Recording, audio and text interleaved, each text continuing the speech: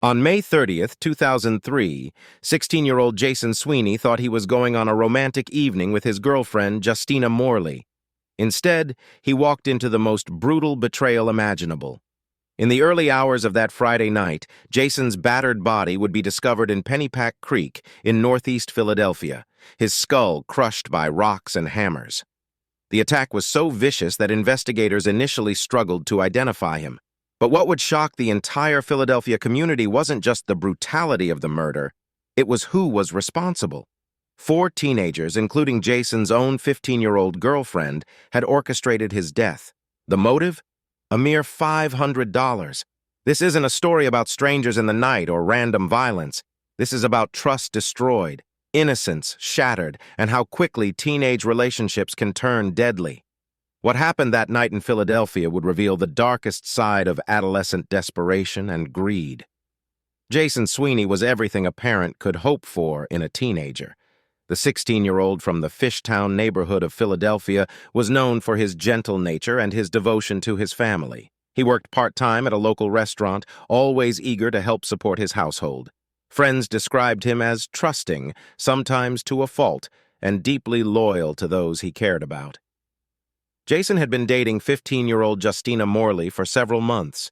To those who knew them, they seemed like any other teenage couple, holding hands in school hallways, sharing lunch money, making plans for summer. Justina was petite with dark hair and what many described as a sweet demeanor that masked something much darker underneath. She lived in a troubled household and had been struggling with family issues that would later provide context for her desperate actions. On the evening of May 30th, 2003, Justina called Jason with an invitation that would seal his fate. She asked him to meet her and some friends for what she described as a romantic evening by the water. Jason, trusting his girlfriend completely, agreed without hesitation. He had no idea that this innocent request was actually a carefully planned trap, orchestrated by the girl he loved most. At approximately 1:30 a.m. on May 31st, 2003, Philadelphia police received a call that would launch one of the city's most disturbing murder investigations.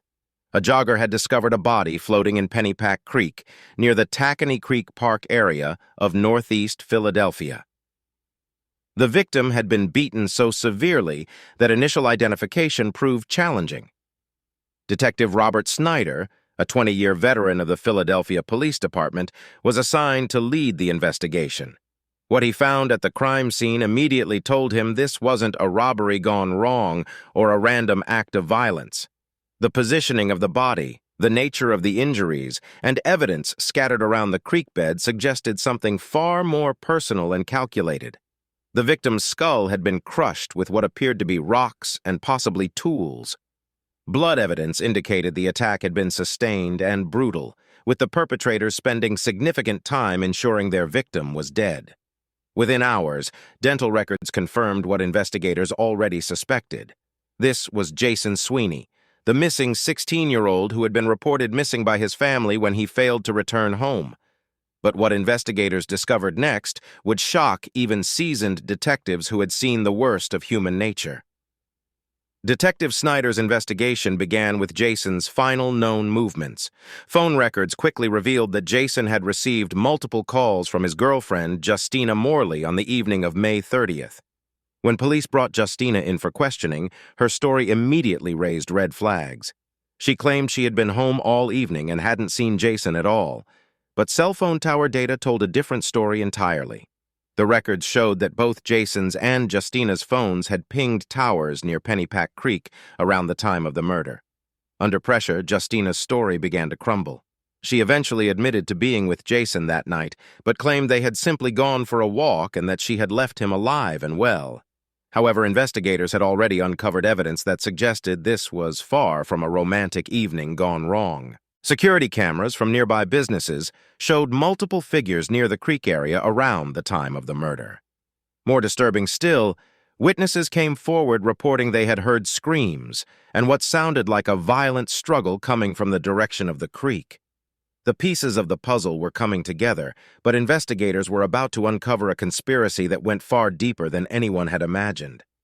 As Detective Snyder dug deeper into the case, a horrifying picture began to emerge. This wasn't a crime of passion or a fight that had gotten out of hand. This was a premeditated murder planned by 4 teenagers, with Jason's own girlfriend serving as the bait. Along with 15-year-old Justina Morley, the conspirators included 17-year-old Dominic Koya, 15-year-old Nicholas Pinero, and 16-year-old Edward Batzig Jr.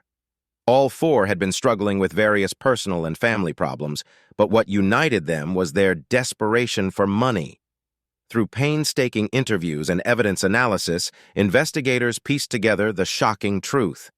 The group had learned that Jason carried significant cash from his restaurant job, approximately $500 that he was saving to help his family. They hatched a plan that was as simple as it was brutal. Justina would lure Jason to an isolated location under the pretense of a romantic evening, and the other 3 would be waiting to rob and kill him.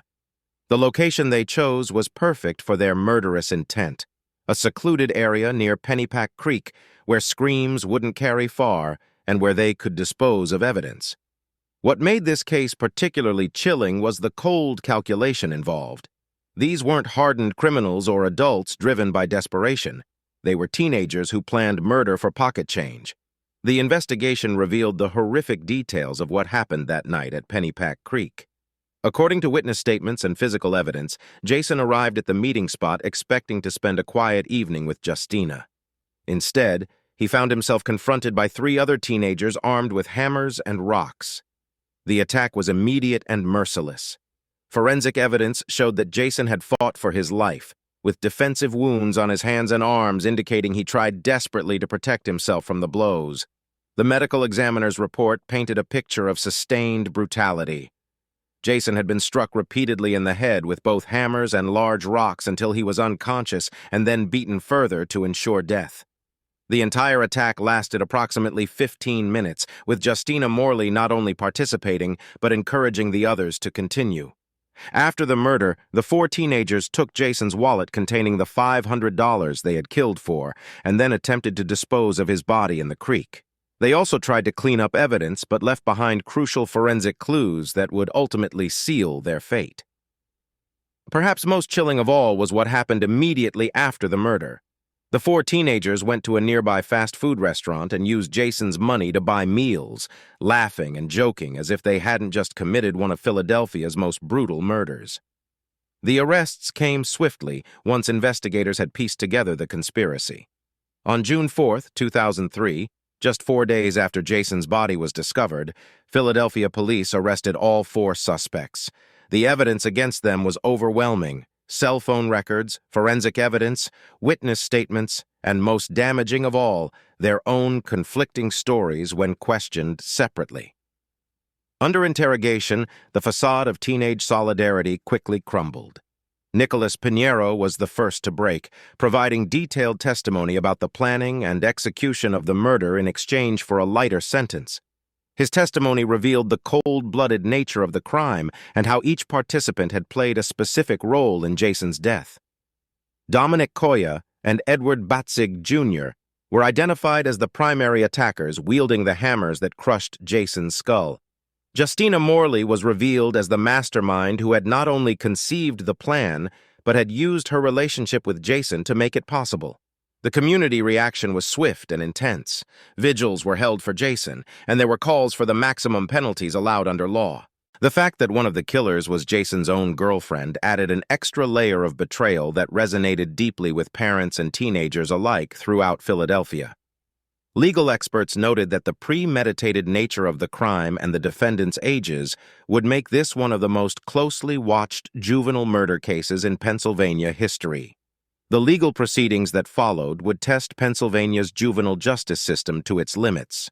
All 4 defendants were initially charged as juveniles, but the brutal nature of the crime and the clear premeditation led prosecutors to seek to have them tried as adults. The decision would ultimately determine whether they faced decades in prison or potentially much lighter sentences in the juvenile system. Justina Morley's case was particularly complex because of her age and her role as both girlfriend and conspirator. Defense attorneys argued that she had been influenced by the older boys and was more of a follower than a leader. However, testimony from Nicholas Pinero and other evidence painted a different picture. one of a calculating teenager who had used her intimate relationship with Jason to set up his murder. The prosecution's case was methodical and devastating. They presented phone records, forensic evidence, witness testimony, and the defendant's own contradictory statements to build an airtight case for first-degree murder. The motive, $500 split 4 ways, seemed almost incomprehensibly small for such a brutal crime. District Attorney Lynn Abraham, known for her tough stance on violent crime, made it clear that her office would seek the harshest penalties available. The case became a focal point in ongoing debates about juvenile justice and whether teenagers who commit adult crimes should face adult consequences. The trials and sentencing that followed would bring some measure of justice for Jason Sweeney, but no real closure for a family and community torn apart by senseless violence. Nicholas Pinero, who had cooperated with authorities, received a sentence of 17 to 35 years in prison after pleading guilty to third-degree murder. His testimony had been crucial in securing convictions for the other 3 defendants. Dominic Coya and Edward Botzig Jr., identified as the primary attackers, were both sentenced to life in prison without the possibility of parole after being convicted of first-degree murder. The sentences reflected the brutal nature of their crime and their lack of remorse throughout the proceedings. Justina Morley, despite her defense team's efforts to portray her as a misguided follower, was also sentenced to life without parole. The court found that her role in luring Jason to his death was crucial to the murder's success, and that her betrayal of trust made her crime particularly heinous. Judge Renee Cardwell Hughes, who presided over the case, noted that the defendants had shown no genuine remorse for their actions and seemed more concerned with minimizing their own culpability than acknowledging the horror of what they had done. The Sweeney family, while grateful for the convictions, spoke about how no sentence could bring back their beloved son and brother. Today, more than 20 years after Jason Sweeney's murder, the case continues to serve as a stark reminder of how quickly teenage relationships can turn deadly when combined with desperation and poor judgment. All 4 perpetrators remain in Pennsylvania state prisons, with Justina Morley, Dominic Coya, and Edward Botzig Jr., serving life sentences without the possibility of parole. Nicholas Pinero became eligible for parole consideration in recent years, but remains incarcerated. The case fundamentally changed how Philadelphia prosecutors approached juvenile cases involving extreme violence, establishing precedents for trying minors as adults in cases of premeditated murder. Jason's family established a memorial fund in his name, focusing on helping at-risk youth in the Fishtown community where he grew up. They have spoken publicly about forgiveness while also advocating for victims' rights in the juvenile justice system. The murder also sparked broader conversations about teen violence, the influence of peer pressure, and the warning signs that parents and educators should watch for. Perhaps most haunting of all is the question that continues to linger. How could a 15-year-old girl orchestrate the murder of someone she claimed to love for such a paltry sum? The answer may forever remain locked away with Justina Morley in her prison cell, a secret she's never fully revealed even after 2 decades behind bars.